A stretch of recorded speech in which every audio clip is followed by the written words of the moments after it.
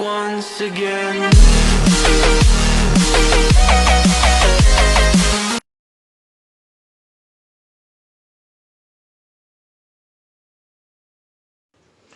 Shalom, shalom, c'est votre âme serviteur, l'apôtre Chris Benwamba, toujours dans nos sessions de partage. Je suis content encore d'être ensemble avec nous pour parler de Jésus-Christ, notre Seigneur et Maître.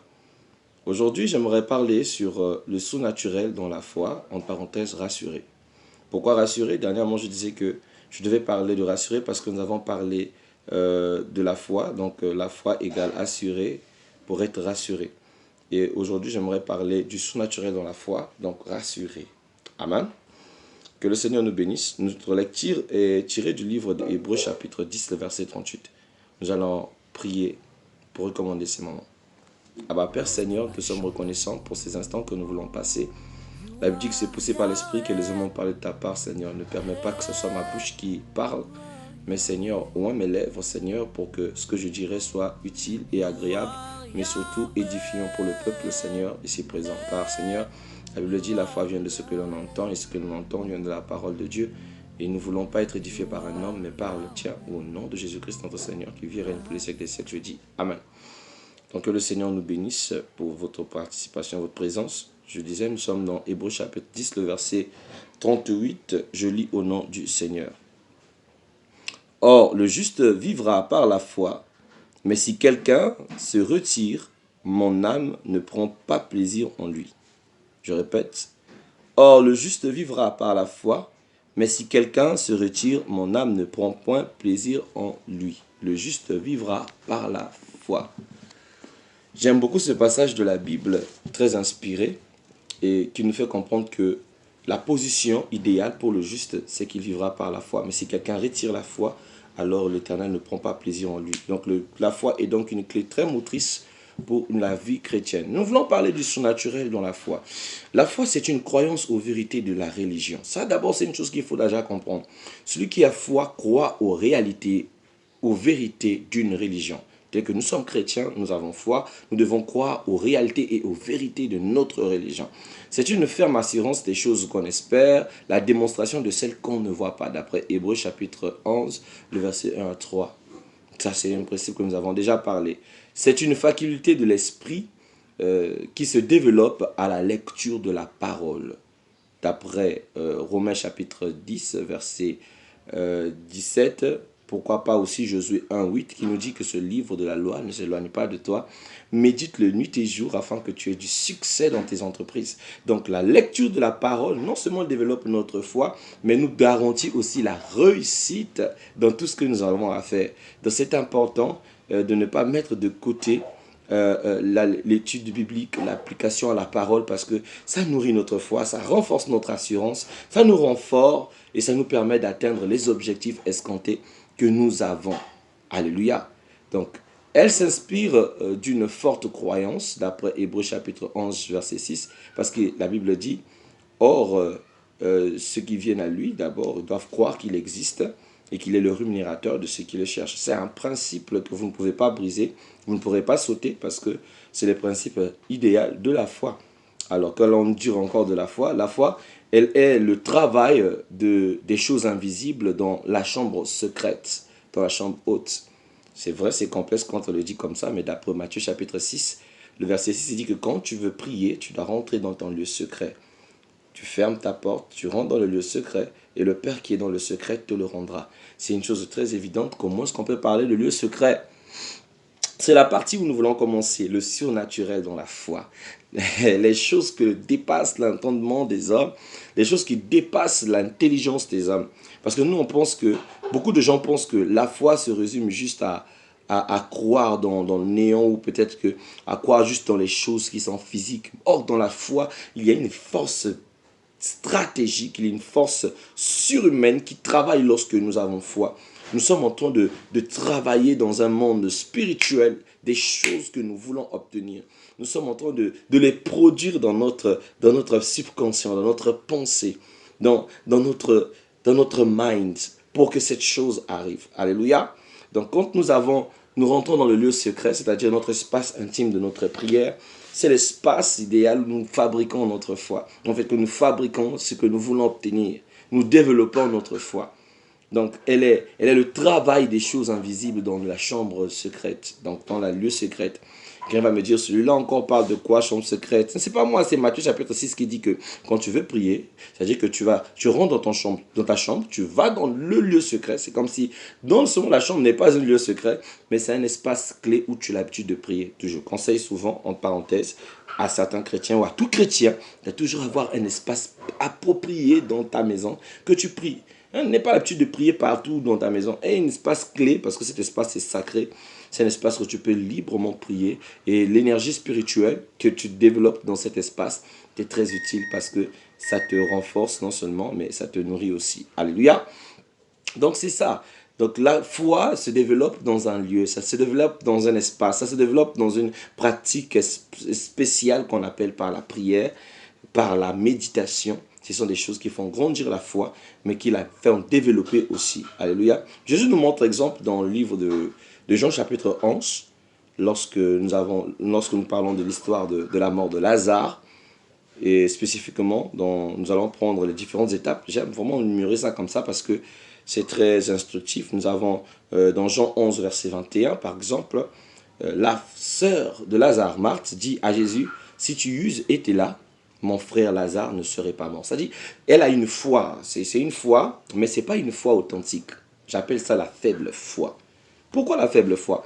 Parce que pour elle, la présence de Jésus était nécessaire pour la résurrection de Lazare. Si Jésus n'était pas là, Lazare ne devait pas ressusciter. Il y a plusieurs choses qui nous arrivent ou nous n'arrivons pas à développer, à obtenir dans notre vie parce que le surnaturel de notre foi est tellement limité à des appréhensions. Nous pensons que si le pasteur n'est pas là, les choses ne vont pas se développer. Si le pasteur n'est pas là, notre vie ne va pas atteindre ne va pas avoir une réponse si le pasteur n'est pas là. Mais nous avons oublié que nous sommes rentrés dans l'ère du Christos. L'Éternel est en nous. Christ en nous, l'espérance de la gloire. Si Christ est en nous, donc tu es un Christos. Tu es capable de développer ce qui se passe dans ton milieu. Tu es capable d'appeler le surnaturel, c'est-à-dire les choses invisibles qui arrivent dans le monde visible. Tu es capable de développer des choses dans l'espace même où tu te trouves. Mais pourvu que tu crois et que tu aies la foi en Christ, parce que la Bible dit, si tu as la foi comme une graine de sénive, tu peux dire à cette montagne de se déplacer. Elle va sauter. C'est le surnaturel de la foi. Mais pourvu que tu aies foi, mais si ta foi est si faible pour dire que si tu euses été là, mon frère Lazare ne serait pas mort. Et j'aime, elle continue, il dit, mais maintenant, tout ce que tu demanderas à Dieu, je sais sûr que tu l'accorderas. C'est-à-dire que et là encore, elle dit à Jésus que non, je sais que tout ce que tu vas demander, l'Éternel va l'accorder.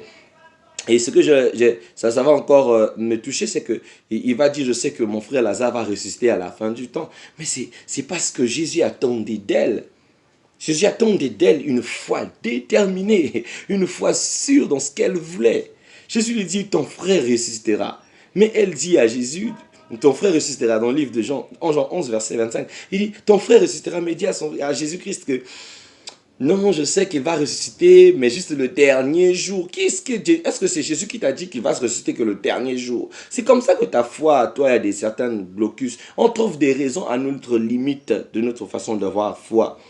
On trouve des raisons, bon, si Dieu ne l'a pas fait maintenant, c'est parce que, bon, Père, sûrement, non, il peut le faire now, maintenant même, il peut faire quelque chose. Ça dépend juste de la détermination de ta foi, de l'assurance que tu portes en lui, de ce que tu fais, de sacrifices, des développements que tu te passes dans ta prière, dans ton génoflexion. Ce sont des choses qui peuvent s'activer sur le champ. Mais il faut que ta foi soit infaillible. Quand on ne rencontre aucun doute dans ta foi, et s'il n'y a pas de doute, s'il y a de doute, tu vas naufrager comme Pierre l'apôtre qui, lorsqu'il a vu une image de loin, et quand il demande qui c'est, si le Seigneur dit que je sais le Seigneur, il n'a pas voulu croire. Il dit, si c'est vraiment toi, si ce n'est pas un esprit, que c'est vraiment toi, que je marche sous les eaux comme toi, que je vienne vers toi. Et Pierre a commencé. Et beaucoup nous commençons comme ça, notre foi donne un petit fruit, où nous marchons sous les eaux de la mer, mais quand nous arrivons quelque part, le doute nous fait naufrager.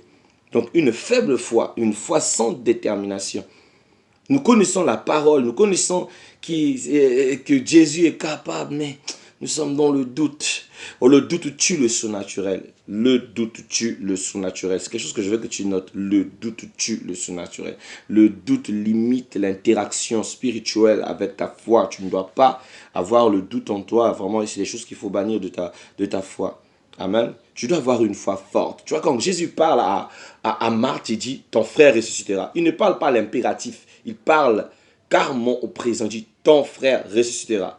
Et il dit, je suis la résurrection. Je suis la résurrection. Il dit, je suis la résurrection. Il est la résurrection. Il dit, et j'aime la détermination qu'il met dans le verset 26. Je vais essayer de prendre ma lecture. De Jean chapitre 11 toujours, le verset 26. Il dit ceci, et quiconque vit et croit en moi ne mourra pas à jamais. Crois-tu cela? C'est la question qu'il pose à Marthe. Et elle lui dit, oui Seigneur, je crois que tu es le Machia, le fils d'Élohim, qui vient dans le monde. Et ayant dit cela, elle s'en alla et appela secrètement sa sœur en disant, le docteur est ici, il t'appelle. Voilà, elle est sortie secrètement, mais avec beaucoup de doutes. Quand vous allez repartir plus tard, lorsque le Christ va demander qu'on ouvre le sépulcre, là nous rentrons plus dans l'assurance, on n'est plus dans l'assurance, nous rentrons dans la dimension d'être rassurés par la foi. C'est-à-dire que la foi ne doit pas seulement commencer dans notre bouche, ça doit aussi tendre à la réalisation de ce que nous voulons. Et quand nous rentrons dans le domaine de la réalisation de ce que Christ disait à Marthe, là nous sommes dans le livre, toujours dans Jean 11, mais dans le verset 40 à 44, Jésus arrive, Jésus regarde le sépulcre, Jésus pleure, Jésus regarde la foule, Jésus prie, Jésus demande qu'on ôte la pierre. C'est cette Marthe qui croyait à la résurrection qui va se mettre à douter et dire que, mais Seigneur, il sent déjà. C'est parce que nous avons toujours tendance à limiter notre foi par rapport à notre appréhension. J'ai envie de dire à quelqu'un que Dieu n'est pas capable de faire seulement ce que tu penses. Non, Dieu est capable de faire ce que l'œil n'a point vu, l'oreille n'a point entendu. Arrête de limiter Dieu dans notre petite conception que nous avons. Il est au-delà de ce que nous pensons. Il est au-delà de ça. Arrêtons de le caler dans une dimension aussi faible comme ça. Dieu au-delà, au-delà. J'aimerais que tu dises Dieu est au-delà. Il est capable de faire ce que l'œil n'a point vu, l'oreille n'a pas entendu. Alléluia. Et Jésus-Christ va lui dire, femme de peu de foi, Marthe, ne t'ai-je pas dit que si tu crois, tu verras la gloire de Dieu? Ne t'ai-je pas dit, si tu crois, tu verras la gloire de Dieu? Il te suffit de croire. Et le Seigneur parla, appela le nom de Lazare. Et Lazare fut ressuscité ce jour-là. Lazare fut ressuscité. Voilà comment la foi a commencé par des simples, c'est-à-dire par une base, par l'assurance, de l'assurance jusqu'à là, à être rassuré. C'est-à-dire par la parole, par une conception. Tu vois, la foi c'est comme la conception. Il faut vraiment le dire. Parce qu'on conçoit d'abord par les idées, on place des idéaux et on place toute une structure. Et après, bon, on commence à habiller les idées que nous avons jusqu'à ce qu'il arrive à la matérialisation. Je veux que quelqu'un quitte l'étape qu'il se trouve pour entrer dans l'étape de la matérialisation. Oh là là, nos minutes ont déjà dépassé. Gloire au Seigneur, dans le plaisir de pouvoir parler de ces choses encore plus tard. Que le Seigneur nous bénisse. J'espère que ce petit message nous sera très utile. Désolé pour les petites perturbations vidéo. Nous faisons avec le moyen de bord. Que le Seigneur nous bénisse. Je vous souhaite une excellente journée et aussi au plaisir. N'oubliez pas toujours, vous voulez toujours être à jour, vous voulez avoir de nos nouvelles. N'oubliez pas de laisser un joli pouce bleu et pourquoi pas aussi de cliquer sur la cloche parce que ça sera toujours utile. Que le Seigneur vous bénisse. Song we learned in Zimbabwe. You are Alpha and